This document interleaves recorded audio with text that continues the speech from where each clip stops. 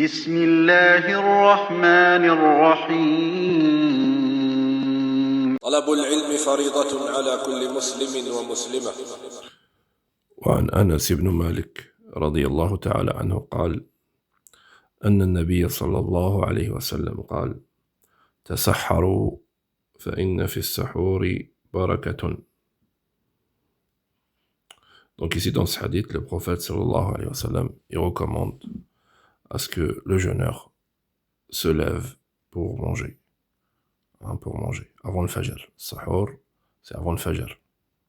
Ça peut être 1 heure avant le fajr, une demi-heure, 3/4 d'heure, 10 minutes, 15 minutes, 5 minutes.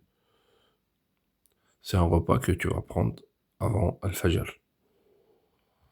Et ici, le prophète sallallahu alayhi wa sallam, c'est une recommandation et en même temps c'est une information. Tasahharu fa inna fi as-sahuri baraka. Donc, en prenant ce repas, ça va te faciliter le jeûne. Et ça va te donner de la force pour jeûner la journée. Et on voit que, subhanallah, notre religion, c'est une religion de rahma. Donc, Allah subhanahu wa ta'ala, il nous ordonne de jeûner, puis après, il nous donne des facilités et des récompenses dans plusieurs choses. Tu es récompensé quand tu jeûnes, et là, comme on va le voir, tu es récompensé quand tu te lèves pour manger, parce que ça va te faciliter. Autrement dit, ça va t'aider à adorer Allah de la meilleure des manières, sans fatigue, sans faiblesse. C'est pour ça qu'il a dit « Inna fi sahuri baraka ». La baraka ici, ce qui est voulu, c'est que ça va te faciliter. Ça va être bénéfique pour toi. C'est un bienfait pour toi. Hein? Tu vas être, en mangeant, ton jeûne, il va être béni. Barakatun. Wal baraka, عند العلماء, c'est ثبوت الخير الإلهي في شيء. C'est qu'Allah subhanahu wa ta'ala descend sur celui qui fait l'acte un bienfait, une facilité. Des fois, ça peut être un rajout. Hein, comme on dit, il a la baraka dans sa vie, dans ses enfants, dans son argent.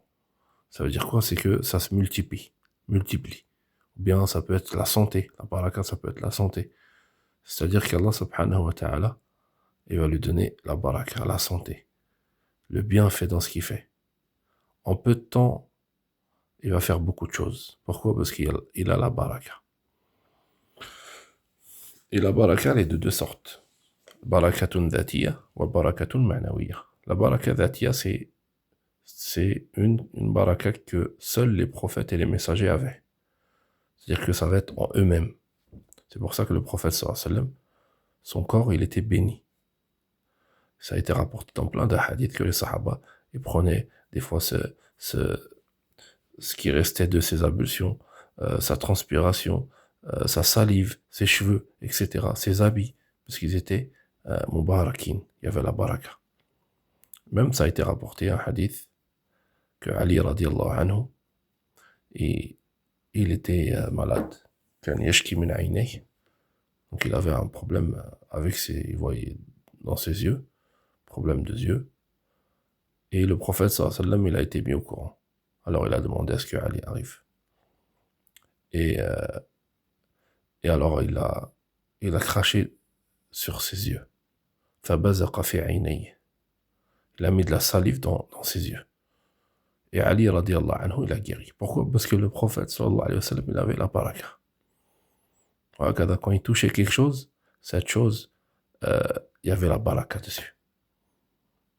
Et ça, il y a eu plein de hadiths sur ça. Et la deuxième sorte de baraka, c'est une baraka ma'nawiya. C'est fil ma'na. Donc ici, c'est ce qui est voulu. Donc en mangeant as-sahur, il y aura une baraka, une facilité, un bienfait, une bénédiction. Fa inna fi as-sahuri baraka. Donc ça, c'est le premier mérite du sahur. Deuxième chose, il faut savoir que au début de l'islam, quand le jeûne a été rendu obligatoire, c'est-à-dire après la hijra, parce que le jeûne n'était pas obligatoire quand le prophète sallallahu alayhi wa sallam était à Mecca.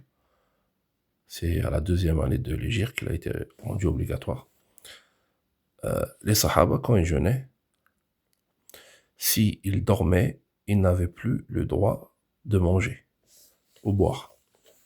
Walakin, ça a changé. Donc c'est pour ça qu'il y a eu le sahur. Avant les Sahaba, il n'y avait pas de sahur.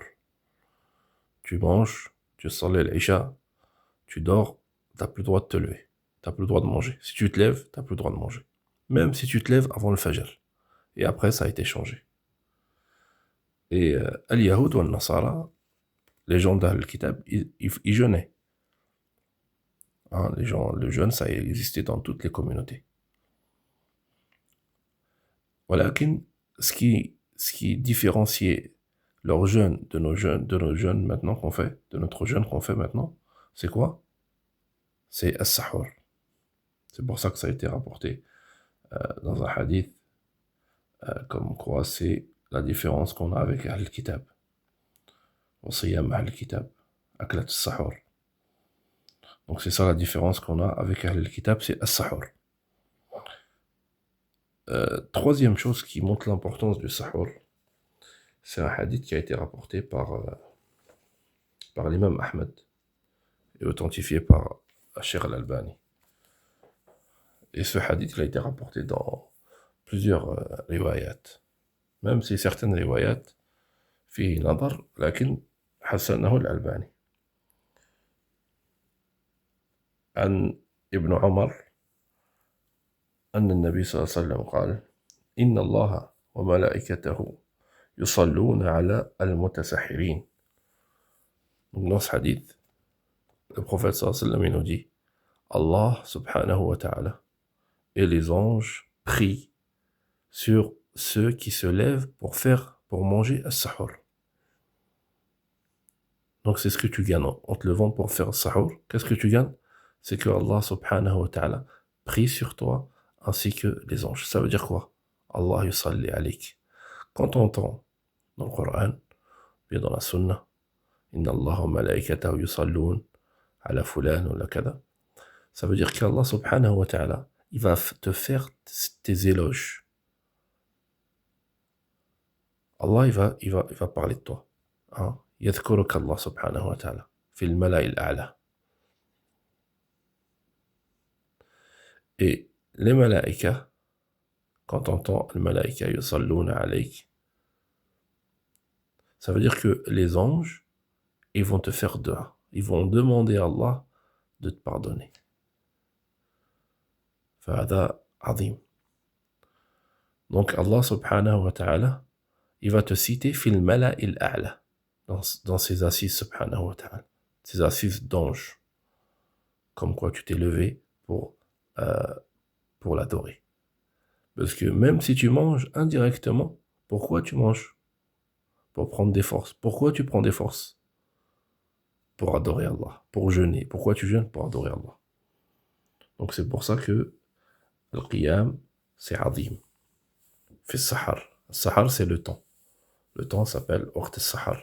C'est cité dans le Coran. كانوا قليلا من الليل ما يهجعون وبالأسحار هم يستغفرون. Allah parle de al-muttaqin. Al-muttaqin al-jannah. C'était des personnes qui se levaient pendant waqt al-sahar, parce que ça, déjà le temps en lui-même, il est béni, il y a la baraka. C'est un temps où Allah subhanahu wa ta'ala, il accepte le dua. Les duas, ils sont acceptés. Et en même temps, il y a la baraka. وكانوا قليلا من الليل ما يهجعون وبالأسحار هم يستغفرون. السحر, c'est le temps. Et après, on a as-suhur, avec dhamma, suhur, S-O-U, suhur. Et après, on a as-sahur. C'est quoi la différence entre as-sahur ou as-suhur?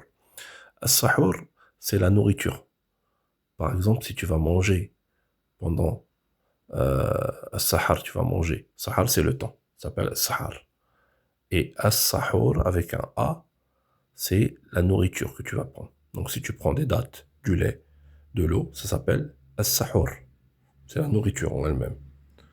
Et as-suhur, c'est l'acte que tu vas faire, l'acte de manger. Avec un O, c'est suhur, c'est l'acte. C'est comme si tu veux al-wadu ou al-wudu. At-tahur ou at-tuhur. Quand c'est avec un A, c'est al-ala, la chose que tu vas manger. Hein, par exemple, al-wadu, c'est quoi al-wadu? C'est l'eau que tu vas utiliser pour faire les ablutions. Les ablutions, comment ça s'appelle? Al-wudu, avec un O, hein, dhamma. Je dis O et tout parce que je sais qu'il y en a qui ne comprennent pas l'arabe. Donc c'est pour que vous compreniez. Donc là, on a cité barakat as-suhur. Est-ce que suhur c'est obligatoire? Ou bien c'est mustahab? Les ulama, ils sont tous d'accord. Comme l'a cité l'imam al-Nawawi, Ibn Mundir, ou Ibn Qudamah. Ils sont tous d'accord pour dire que ce n'est pas obligatoire. Ulama al-Malikiyya, ulama al-Ahnaf, ulama al-Shafi'iyya, ou al-Hanabila. Les 4 madhab, ils sont d'accord pour dire que ce n'est pas obligatoire. C'est très recommandé. عند المالكية c'est sunna mu'akkada. C'est mustahab. Donc, le mieux c'est de se lever. Et il y a même un hadith, le prophète me dit وَلَوْ جُرْعَةْ مَاءٍ. Même si tu te lèves pour une gorgée d'eau, il faut en profiter.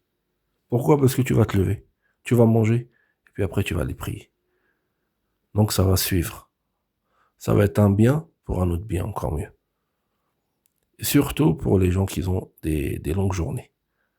Les gens ils se lèvent tôt, ils vont travailler, ils vont étudier, c'est difficile. Et tu le ressens ça. Le jour où tu te lèves pas pour manger, tu vois que tu es plus fatigué. Et tu vas te sentir assoiffé. Tu vas sentir la faim. Alors que quand tu te lèves, tu manges bien, et ben tu vas voir cette force et cette baraka, cette bénédiction que tu as. Et c'est quelque chose qu'il ne faut pas laisser. Et le prophète sallallahu alayhi wa sallam, des fois il a délaissé le sahur. Et certains sahaba ils l'ont délaissé. Donc c'est pour ça que c'est pas obligatoire. عند الظاهرية, il y a un madhab qui s'appelle madhab al-Zahiriyya de l'imam Ibn Hazm al-Zahiri. Pour eux c'est obligatoire. Parce qu'ils estiment que dans le hadith qu'on a vu, tasahharu, c'est un ordre. Donc si c'est un ordre, ça devient obligatoire. Walakin non. Pourquoi? Parce que premièrement, le prophète sallallahu alayhi wa sallam, il l'a délaissé. Et les sahaba l'ont délaissé. Et deuxièmement, tous les ulama, ils se sont mis d'accord. Comme quoi, ce n'est pas obligatoire. Donc c'est un ijma'. Et le prophète sallallahu alayhi wa sallam dit, la tajtami'u ummati ala al-khata. La communauté, elle ne peut pas se rassembler, être d'accord, être unanime sur une chose qui est fausse. Donc, pour résumer, as-suhur, ce n'est pas obligatoire. C'est une sunnah. C'est une sunnah mu'akkada. Il y a beaucoup de bienfaits. Donc, le musulman ne doit pas délaisser le suhur pour plusieurs choses. Premièrement, c'est une baraka. C'est une bénédiction. Deuxièmement, c'est une facilité qui n'existait pas avant. Et c'est une chose qui différencie entre Ahlul Kitab, les gens du livre. Sahur, ça nous différencie des gens du livre. Et le prophète sallallahu alayhi wa sallam nous dit que Allah subhanahu wa ta'ala, il fait les éloges des gens qui se lèvent pour faire sahur. Wal malaika. Et les anges, yad'ouna lak. Donc c'est pour ça que c'est une chose à ne pas délaisser. Donc voilà, هذا هو السحور. وقل رب زدني علما